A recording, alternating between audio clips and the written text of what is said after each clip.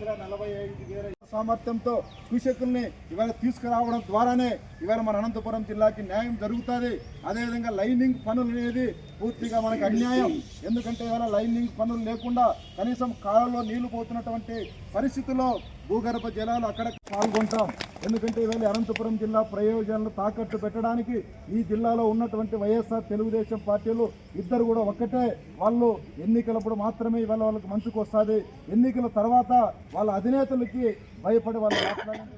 నా పేరు రామ్ కుమార్, అనంతపురం జిల్లా జలసాధన సమితి అధ్యక్షుడు. ఈరోజు 3/12/2024 తేదీన ఆంధ్ర ప్రభుత్వం జారీ చేసినటువంటి జీవో 404, 405 రద్దు చేయాలని చెప్పేసి ఈ నిరసన కార్యక్రమాన్ని చేపట్టాం. ఎందుకంటే హంద్రీనీవా కాలువను రాయలసీమ ప్రజల ఆకాంక్షలను నెరవేర్చడానికి ఆనాడున్నటువంటి ముఖ్యమంత్రి నందమూరి తారక రామారావు 1988లో ప్రారంభించారు. 36 సంవత్సరాల తర్వాత కూడా ఈ ప్రాజెక్టు ఇంకా పూర్తి కాలేదు. అంతలోపలనే ఈ ప్రాజెక్టుకు చరమగీతం పాడే విధమైనటువంటి జీవోలు కాబట్టి ఈ జీవోలను రద్దు చేయాలని చెప్పి కోరుతున్నాం. ఎందుకంటే హంద్రీనీవా కాలువను 40 టీఎంసీల సామర్థ్యంతో అనంతపురం జిల్లాకు నీరు తీసుకురావడానికి, అదేవిధంగా అన్నమయ్య జిల్లాలో కొన్ని మండలాలు, కింద ఉన్నటువంటి చిత్తూరు జిల్లాలో కొన్ని మండలాలు, కుప్పం వరకు నీరు తీసుకువెళ్ళాలా. సో అన్ని నీళ్లు తీసుకువెళ్ళాలా అంటే ఈ కాలువ నుంచి కృష్ణానదిలో వరద ఉన్నటువంటి సమయంలో నీరు తీసుకుంటే ఎక్కువగా నీరు తీసుకోవడానికి అవకాశం ఉంటుంది. కానీ ఆ వరద నీరంతా కూడా ప్రతి సంవత్సరము 500 టీఎంసీలకు తక్కువ కాకుండా సముద్రం పాలు చేస్తున్నారు. రాయలసీమకు, కరువు ప్రాంతమైనటువంటి రాయలసీమకు నీరు మళ్లించడానికి కావలసినటువంటి వసతి లేదా వనరులు కల్పించడానికి ప్రభుత్వం సరైనటువంటి చర్యలు తీసుకోవడం లేదు. ఎందుకంటే ఈ హంద్రీనీవా కాలువ నుంచి కనీసం రోజుకు 1 టీఎంసీ వంతున నీరు తీసుకుంటే కానీ నీరు కుప్పం వరకు వెళ్ళడానికి అవకాశం ఉండదు. ఇప్పుడున్నటువంటి కాలువ పరిస్థితి 11 రోజుల నుంచి 5 రోజుల మధ్యలో నీరు తీసుకోవడానికి అవకాశం ఉంది. అంటే 40 టీఎంసీలు తీయాలంటే కనీసం 200 నుంచి 400 రోజుల సమయం పడుతుంది. ఆ విధంగా ఉన్నటువంటి ఈ కాలువను ఇదే స్థితిలోనే ఇంకా లైనింగ్ వేస్తే ఇంకా భవిష్యత్తులో దీన్ని వెడల్పు చేసేటువంటి కార్యక్రమం లేదు అని చెప్పడం ఇండైరెక్ట్గా ప్రభుత్వం చేస్తున్నటువంటి పని. అందువల్ల మేము ఈరోజు ముందు కాలువను వెడల్పు చేయండి, ఆ కాలువలో మల్యాల వద్ద నుంచి జీడిపల్లె వరకు 10,000 క్యూసెక్కులకు, ఆ తర్వాత పెంచాల్సినటువంటి వెడల్పు 6,000 క్యూసెక్కులు, 5,000 క్యూసెక్కులు, 4,500 క్యూసెక్కులు, ఆ విధంగా స్థాయి క్రమంలో ఇది చేసుకుంటా వెళ్తే తప్ప రాయలసీమకు మీరు ఇస్తామని చెప్పినటువంటి 40 టీఎంసీల నీటిని తీసుకునేటువంటి అవకాశం లేదు. కాబట్టి ముందు ఆ కార్యక్రమాన్ని చేపట్టండి అని చెప్తున్నాం. ఆ కార్యక్రమానికి విరుద్ధమైనటువంటి జీవోలు కాబట్టి ఈ జీవోలు ఈరోజు రద్దు చేయాలని చెప్పి అడుగుతున్నాం. కాబట్టి ఈ 404, 405 హంద్రీనీవా కాలువ వెడల్పు చేయకుండా లైనింగ్ వేసేటువంటి జీవోలు ఏవైతే ఉన్నాయో రాయలసీమ ప్రజలను ఉరిదీయడం తప్ప ఇంకా మరొకటి కాదు అని చెప్పి మేము ఈ సందర్భంగా తెలియజేస్తున్నాం. కాబట్టి ప్రభుత్వం వెంటనే ఈ 405, 404 జీవోలను రద్దు చేయాలని చెప్పి ఈ సందర్భంగా డిమాండ్ చేస్తూ ఈ నిరసనను వ్యక్తం చేస్తున్నాం. సార్, ఈరోజు హెచ్ఎల్సి హంద్రీనీవా సమాధి కట్టే పరిస్థితి ఉంది జీవోల ద్వారా అంటున్నారు. అది మరి ప్రభుత్వం ఏ విధంగా దీన్ని ముందుకు తీసుకొని పోతుంది? మరి దీనిపైన మీరు నిరసన వ్యక్తం చేస్తున్నారు. మరి దీని గురించి ప్రభుత్వం స్పందించే పరిస్థితి ఉందా? స్పందించకపోతే మీరేం చేస్తారు? చంద్రబాబు నాయుడు అధికారంలోకి రాక మునుపు ఎన్నికల సందర్భంలో రాయలసీమలో ప్రధానంగా అనంతపురం జిల్లాలో ఈ హంద్రీనీవా, గాలేరు నగరి, ఈ తెలుగు గంగ ప్రాజెక్టుల ద్వారా ప్రతి ఎకరాకు నీళ్ళు ఇస్తామని వాగ్దానం చేశారు.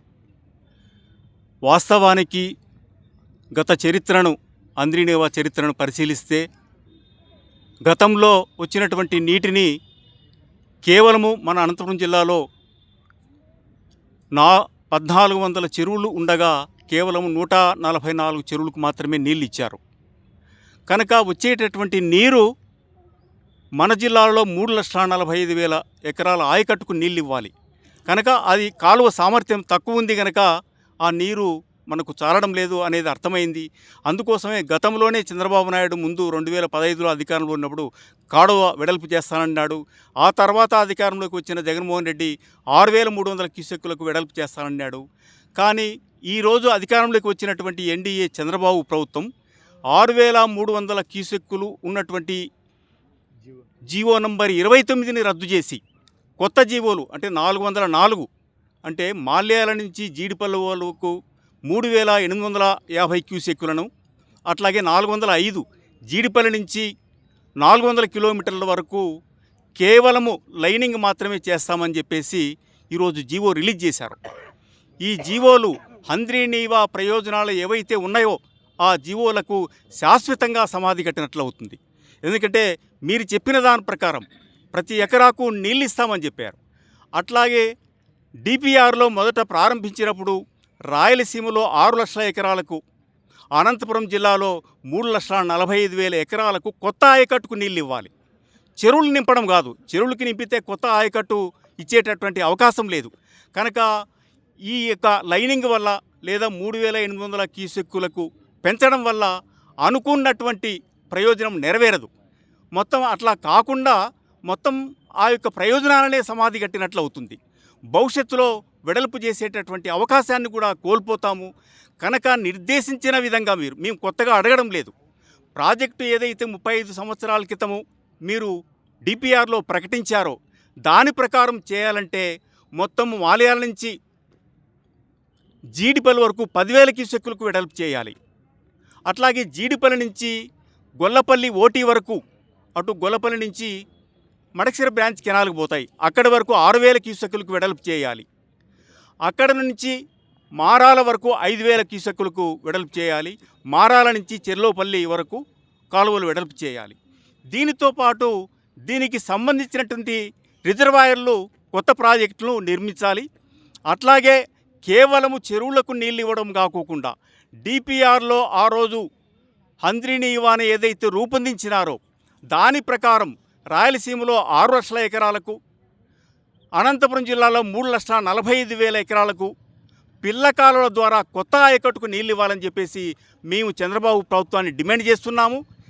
రాయలసీమలో ఉన్నటువంటి మొత్తం ప్రాజెక్టులన్నింటినీ పూర్తి చేయడానికి ఈయన అరకొరగా ఏదో డబ్బులు కేటాయించి ఈ రకంగా పప్పులు పెట్టి పోరుమాన్పే విధంగా ఈ కాలువలను ఈ రకంగా లైనింగ్ చేయడం అనేది చాలా అప్రజాస్వామికము. కాబట్టి 404, 405 జీవో ఏవైతే ఉన్నాయో వాటిని శాశ్వతంగా మన హంద్రీనీవా ప్రయోజనాలకు సమాధి కట్టేటటువంటి ఈ జీవోలను రద్దు చేయాలని చెప్పేసి మేము జలసాధన సమితి తరఫున చంద్రబాబు ప్రభుత్వాన్ని మేము డిమాండ్ చేస్తున్నాం.